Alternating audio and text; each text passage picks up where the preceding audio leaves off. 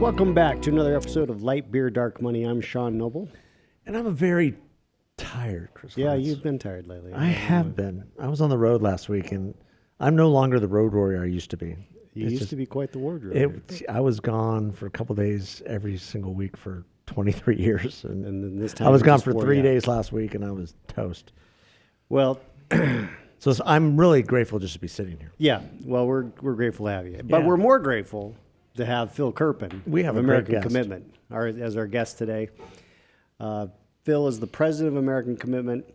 Before that, he was the policy director at Americans for Prosperity. Phil, you've been at American Commitment since 2011, 2012? 2010, you hired me, Sean. 2010. 2010. It's interesting, half the interviews I do, people introduce me as the president and founder, and I stopped correcting them because explaining how you were the founder, but then sort of handed it over. It's not worth the effort. So I just let them. I just let them give me the false accolades of being the founder. Even I forgot that I was the founder of American Commitment. We call that COVID brain around here. Well, it's in part because Phil has done such a great job. Yeah. He has become an institution in DC as far as the policy center. Sure. There is literally, I tell this to people outside of the Beltway all the time, and inside the Beltway when they don't listen to me. But the smartest policy person in Washington D.C. is Phil Kerpen. Yeah. Period. And full stop. And That's like being the giant in the land of midgets. I appreciate the praise. Let's remember the cost of DC is set very low. Don't let anybody from AEI know that. They might steal him. well, He can just be in this big room of cubicles with a bunch of other well, he needs to so-called be thinkers. AEI is great, but Phil has been just a force of nature, and anyone who follows should. If you don't follow Phil on Twitter, it's at Kerpen. He has been during COVID. He was the center of the universe on information. Oh, yeah. About that. To the point where Alex Berenson was relying on Phil's tweets for information. Phil, I don't know how you do it because the amount of information that you compile and analyze and put out is just. I know you sleep maybe a little bit. You've got kids and you're at home every night to put them to bed, but It's a lot, especially because it's interesting. I don't know. A month before COVID hit, Steve Moore asked me to start doing some work for him at Committee to Unleash Prosperity also. So I thought it was going to be like this easy side thing. And then, we ended up, when COVID hit, we launched this daily newsletter. So now I have spent a few hours every day on that. And I thought it would be for a week or two, and it's been 2.5 years and counting. And so it's a lot. And by the way, if people want to get that, it's totally free. Committee to Unleash Prosperity.com. I do it with Steve Moore and John Fund. And it started as all COVID, and now it's mostly other things, taxes and spending, inflation, energy, but there's still some COVID in there. I would say that COVID but the thing is, Sean, the thing about COVID kind of taking everything over from sort of a mind share standpoint is nothing else was happening. It's not like we were also having lots of other big policy fights. Good point. We were having some, but they mostly all related to COVID, like COVID relief spending or whatever. So, if you're sort of committed to doing, free market advocacy, it's hard to care as much as you usually do about, taxes and spending and regulation when the government is like literally ordering businesses to shut down. Yeah. So it had to take priority. Great point. Well, and thank goodness that you were there because, anytime I had a question, I just went to Phil's Twitter feed. Yeah. Because the answers were there. It might be a couple days ago and 100 texts or tweets ago, but it was there. Phil, the beauty of that is that they kept him on Twitter, even though he was probably tweeting some really controversial things. Did you ever get banned? One time I got locked out of my account. One time it was for like a weekend, and I freaked out because I'm like an addict. I can't. And then when they turned it back on, they said it was they said my account was compromised and they disabled it for my protection or whatever. So who knows if that really happened or what? But Right. Because they never like admittedly said, you said things we don't like, so we're shutting you down. I never got one of those. Because Alex Berenson is still off of Twitter. No, he's on. Oh, is he So back on? He's He's back back on. on. He won Because he won the back lawsuit. on. Okay, Yeah. great. Yeah. So, Phil, what, I mean, speaking of COVID, news today, I'm just going to let you describe it because you're better at this. Yeah, they want our kids to get the jab. That's basically the news. CDC has something called ACIP or ACIP, which is the Advisory Committee on Immunization Practices. And they set the schedule of recommended childhood vaccines, and they voted to add the COVID vaccine to that schedule. And in a number of states, that's going to almost certainly result in mandates. I don't think there are any states that do it automatically, but there are a lot of states that traditionally, when something's on the schedule, they do mandate it for school. And so it'll be interesting to watch whether that happens and in how many places that happens. The HPV vaccine was added to the schedule, you might remember, 10 or 15 years ago, and it was very controversial, and very few states actually did mandate it, even though it was on the schedule. So it's not an automatic thing, but I think based on everything we saw in COVID with the masks and the school shutdowns, the other kind of stuff, whatever the CDC recommended tended to get adopted and turned into a mandate. And then when people, the CDC would say, we don't mandate, we only issue guidance. And then the schools would say, well, of course we have to follow CDC. What do you want us to do? And they just sort of both point the finger at each other, and parents were extraordinarily frustrated. So we'll see if that happens. For the under age 5, vaccine uptake has been very, very low. It's only about 7% that have even had one dose, and I think it's 2.5% that have had the complete series. So there's almost no interest in the baby vax.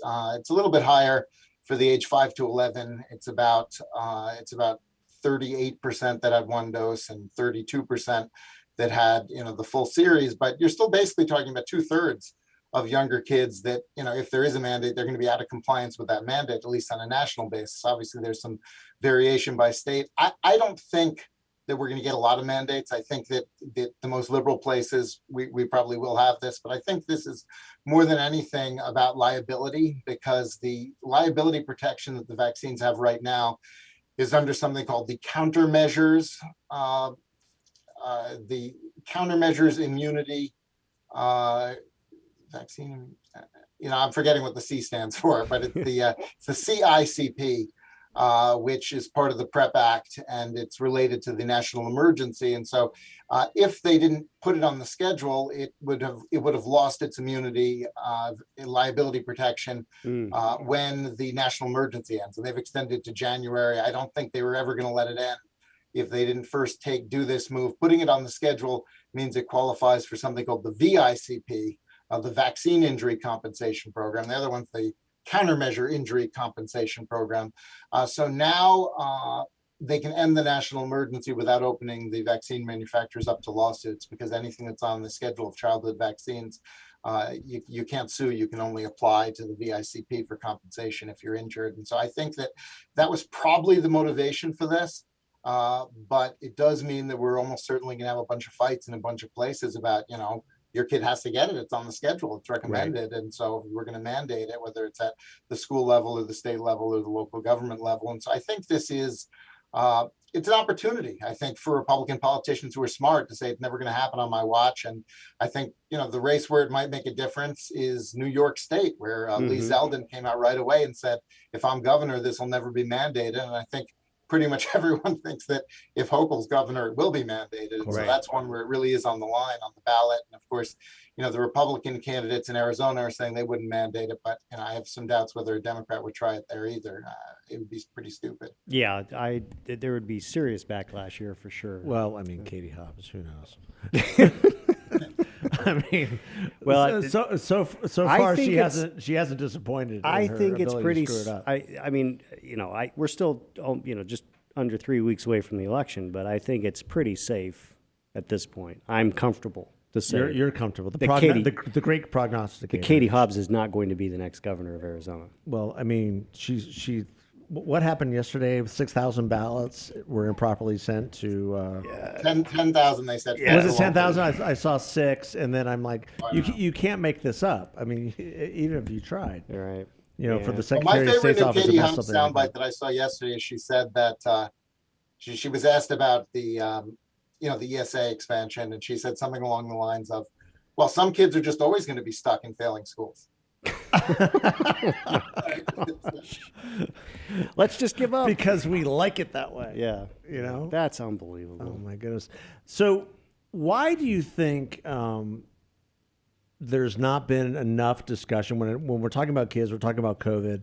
There's some different data points of, the vast majority of kids have either have gotten COVID and either have known about it, about 90%. Why are we still not talking about the efficacy of natural immunity when it comes to children?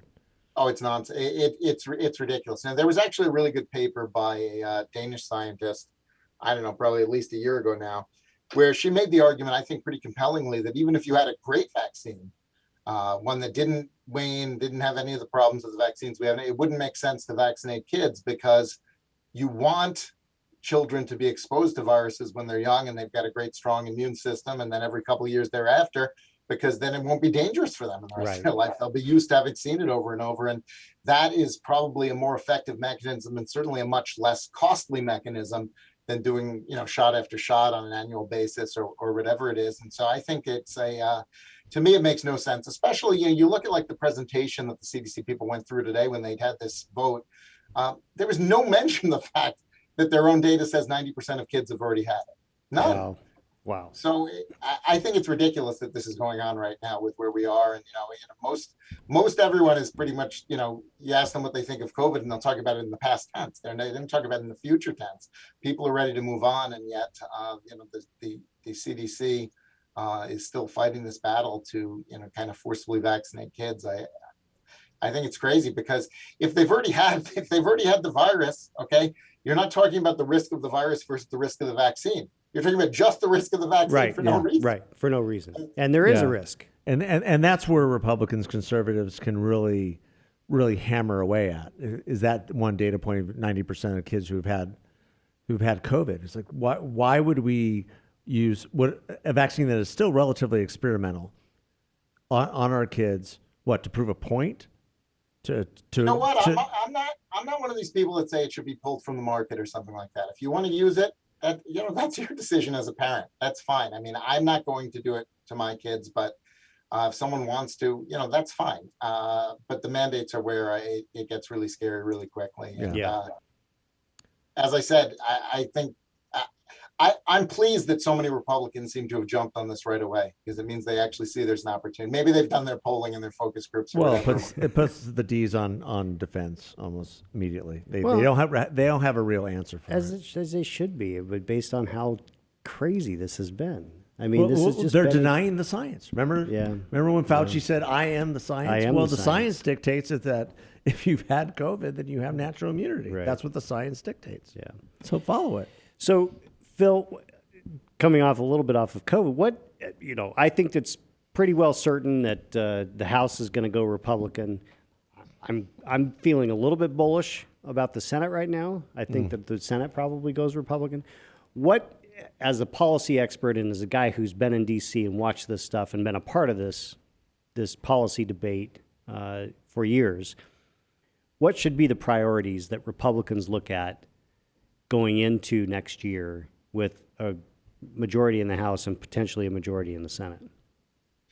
Well, I think that you can't ignore what happened the last couple of years. You've got to confront it and deal with it in a couple of ways. I think they should create a sort of a citizens audit committee or commission where they take people from outside the public health establishment who have, expertise in mathematics and, other relevant fields to basically look at all the stuff that came out of CDC and NIH and to audit it and figure out what went wrong in so many ways and kind of produce a report with some recommendations and findings. I think that would be really helpful. The other thing that I'd really like to see is there should be legislation modeled on the Hatch Act that, prohibits any government employee from directing any private sector entity to censor or suppress First Amendment protected speech. Because one of the worst things that's happened over the last couple of years is that the government basically dragoons the social media companies into being their censors, and they say certain things are misinformation, and people get banned, they get censored, they get blocked, they get shadow banned, all this kind of stuff. And all of that was really being directed, I believe, by government employees, which raises serious First Amendment issues. But, it's hard to win a First Amendment lawsuit. It would be much better if they passed a law that specifically individually prohibits that for all government employees. And I think that's there are a lot of issues related to sort of, tech regulation and censorship and Section 230 and antitrust that really divide Republicans. This should be something that every Republican should be able to vote for that bill. So I would Yeah. have that pretty high on the agenda. Let the government should fix itself first when it comes to this issue. So I would have that very high on the agenda. But those are the two main things, kind of in terms of the dealing with what went wrong on COVID, is having that kind of audit commission and dealing with the censorship issue. But then we need an economic agenda. I mean, look, Right. we've got some major economic problems. The only thing this administration does is throw more and more money at everything. They're even trying to basically illegally spend another $500 billion on the student loan bailout, and we'll see what the courts do on that. But I think that we've got to have an aggressive pro-energy, deregulatory, fiscal responsibility agenda. We've got to significantly reduce the amount of federal spending, or at least freeze it, so we don't have another one of these massive inflationary increases. And we've got to address the regulatory environment. And of course, it's very hard to do anything in Congress when the president's of the other party, because it's hard to override vetoes. And I just hope that they've got, that they've got the guts to fight on these things, even if it means, that the president is vetoing appropriations bills and maybe have shutdowns or other things. But they've got to really, I think, be willing to fight. And I also think on sort of the cultural issues, they have to be willing to fight. And in particular on some of the gender craziness, which I think is motivating a lot of our base right now. They need to deliver something substantive. I mean, we've got an Office of Civil Rights in HHS right now that says that it's a violation of federal civil rights laws to not provide so-called gender affirming care. So I think they should take that on. They should go to the mat to fight that. I mean, there are a lot of things that have been hot button issues. They've got to figure out a way to deliver on some of them, I think, if they're going to kind of win the confidence and keep people excited and engaged into the next presidential.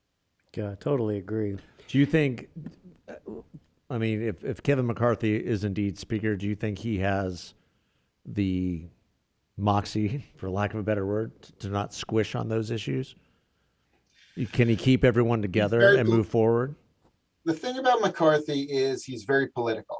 Okay. And when somebody's very political, they don't have strong policy convictions. And so that makes him not like, us. And so, it's easy to say, he's going to be a square, but the other half of that is, if you can make the case to him that it's good politics to do these things, then he'll do them. And I think we can make that case. And so it's really, I think, about framing things in a way that they're going to be popular, and they're going to be, wins that you want to have with people in the broad middle.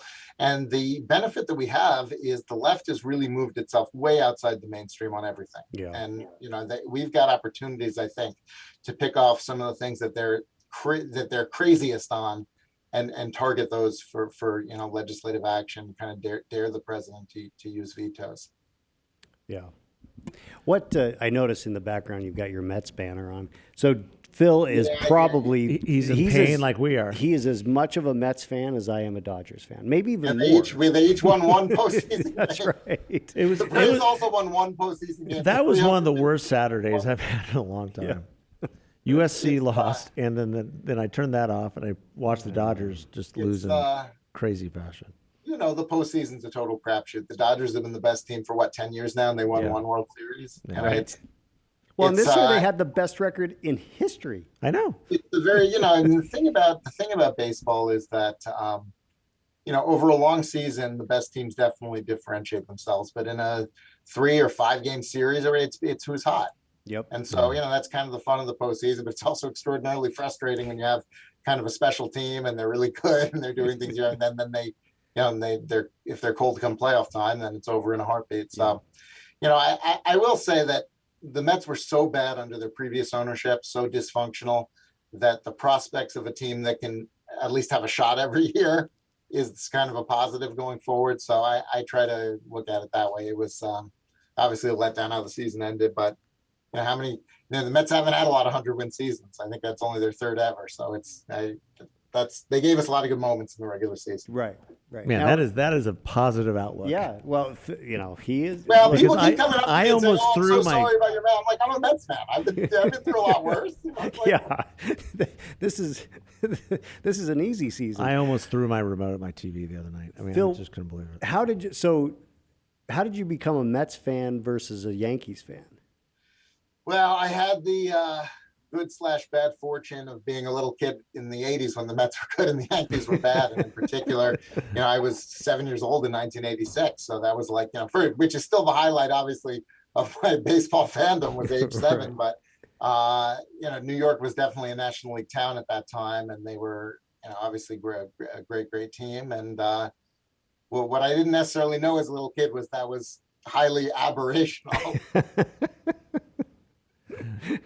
Yeah, because you weren't quite old enough. You weren't as old as I was to watch the Yankees of the '70s kind of dominate, right? I was a baby, completely. so I didn't see those. Yeah. What? So, as you look at the, well, just a real quick question and a timely topical question. You think this news out of Iowa about Grassley being potentially in trouble in his reelect is real? 89 years old is old, Yep. but it's Iowa, which is a state that's trending very Republican, and it's a Republican year. So I can't see him actually losing, especially because the governor's going to be reelected by 15 or 20 points. And so it's hard to see. It's hard to see him actually losing in this environment. But, sometimes in a big wave year, you get that big shocking surprise on the other side that sort of no one paid attention to. So it's not impossible, but I just think given the year and the tilt of the state, I don't think it's going to happen. But you could certainly say that maybe he's going for one too many terms. Right. Well, I think I think part of why it's competitive when it probably shouldn't be is that every time there's anything in the news about Biden's health or age, that automatically hurts Grassley. Because Well, he's like 10 years older. So. Yeah. Because he's old. I mean, he's got his faculties are definitely more intact, but he's 10 years older. Yeah. It's amazing. But he's not acting the same. No, He but certainly is not saying the same, Well, that's- incomprehensible thing. part of why he'll probably end up winning. No, but Grassley's good. He's the guy. He'll put in the work to do what he has to do to win. I mean, he's not like Dick Lugar or somebody who's Right. basically sitting in DC. I mean, he goes to all 99 counties every single year. Yeah. He's not doing that. And he tweets, and it's He writes hilarious. the craziest tweets about how much he hates the crazy stuff on History Channel and why don't they have real history.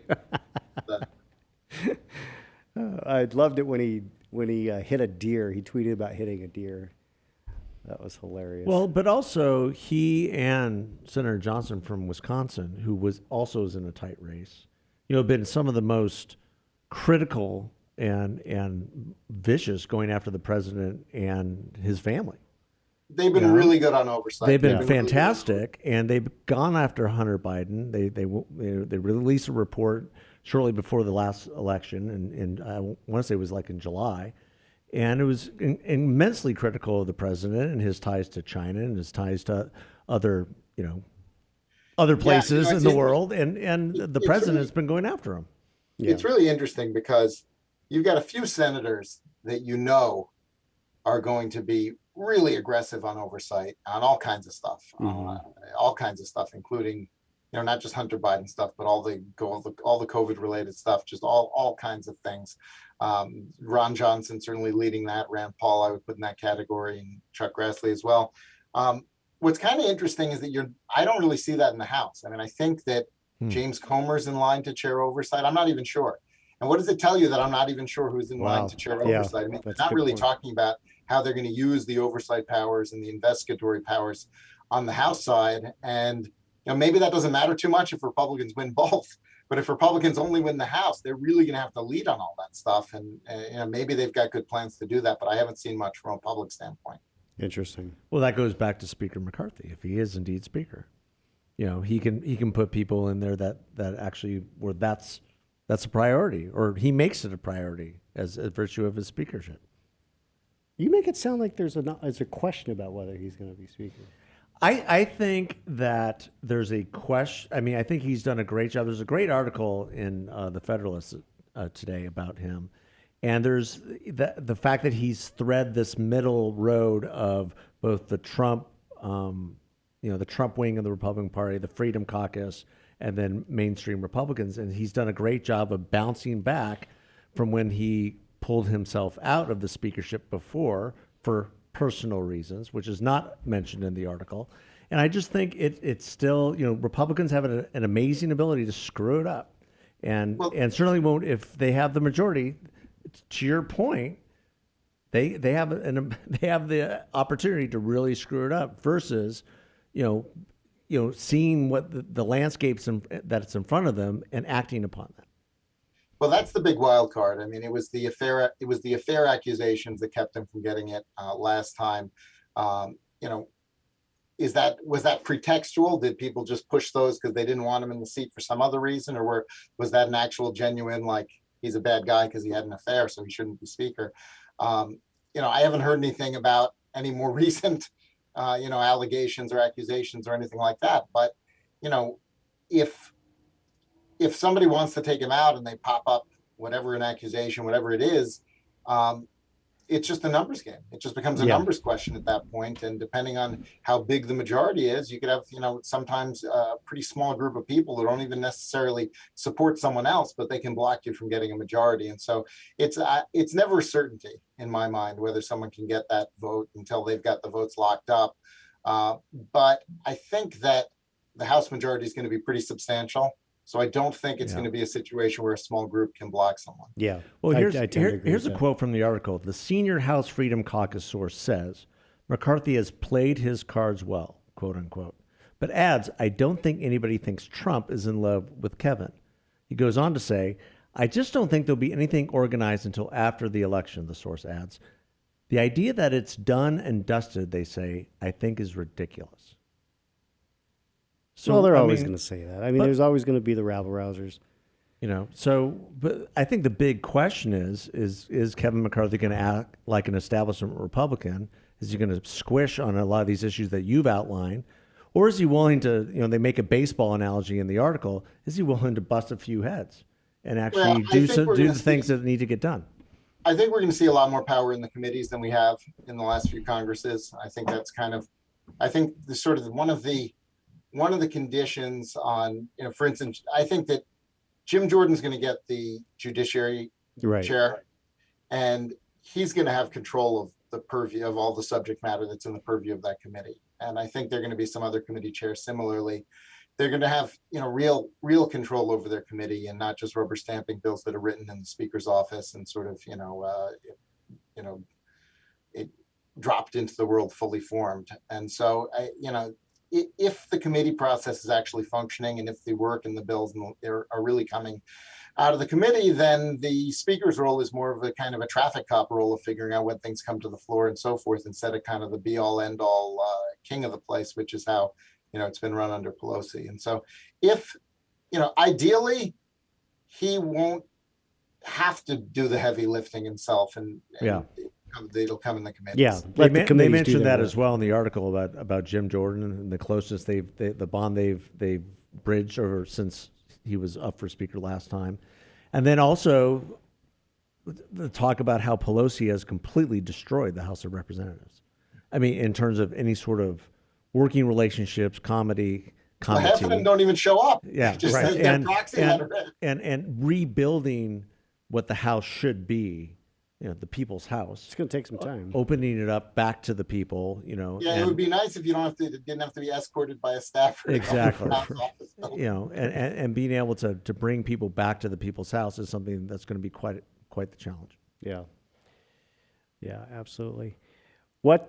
So you made a good point, an interesting point about the oversight on the Senate side being, if assuming the Republicans take the Senate, because Grassley and Johnson have been very instrumental in that. I do think that the oversight needs to be aggressive, but I also worry that there's going to be a push to go too far. Like there's going to be articles of impeachment for a dozen administration officials, and I think that that's counterproductive. What do you think, Phil? You could certainly make the case that Mayorkas's refusal to enforce the border is a high crime. You could certainly make the case that Cardona spending $500 billion on student loan bailouts is a high crime. I mean, I don't know. I mean, it's I think that one thing we should have learned from the two Trump impeachments is, if we didn't already know it before that from Clinton, is that impeachment is fundamentally a political exercise. Yeah. And therefore, I mean, you shouldn't do it unless it's your advantage politically. Right. Especially right. because, you're not going to get convictions in the Senate. And so, it's, unless the polling and the focus groups and so forth show that it's actually beneficial, I don't see why they would do it. And I think that may be a situation where having someone who's highly political as the House Speaker is a good thing, because I don't know if we're going to get any impeachments of cabinet officials or not, but I'm pretty confident that we're not going to do it unless it's good politics. Yeah. How many cabinet officials do you think, let's say for the sake of argument, House goes Republican, Senate switches as well, how many cabinet secretaries do you think resign? Like, just say, there's usually a shuffle. There's We're usually out. a shuffle. After you get, there's usually a shuffle after 2 years, regardless. But especially if it's an election that goes badly for the incumbent party, I think you'll probably see 3 or 4 of them leave, something like that, and then you'll have more trickle out after that. you But got to think Mayorkas is. you'd think he's he's got gonna his be papers going- ready. he can't be enjoying himself. No. You got to think, November 9th, he walks into the Oval Office and just hands over his Yeah. resignation. Yeah. What are, It's not gonna be Phil, fun for him. Give us your sense on whether Biden actually runs for re-election. Oh goodness. I don't think so. I mean, I think his wife will want him to, but I hear don't she's running. well, maybe. I mean, I don't think I think his numbers are going to be really bad. I don't see a big bounce back coming, but you never know. I think if he thinks, the conventional wisdom is he'll run if Trump is running, and he won't run if Trump isn't. So I don't know. I think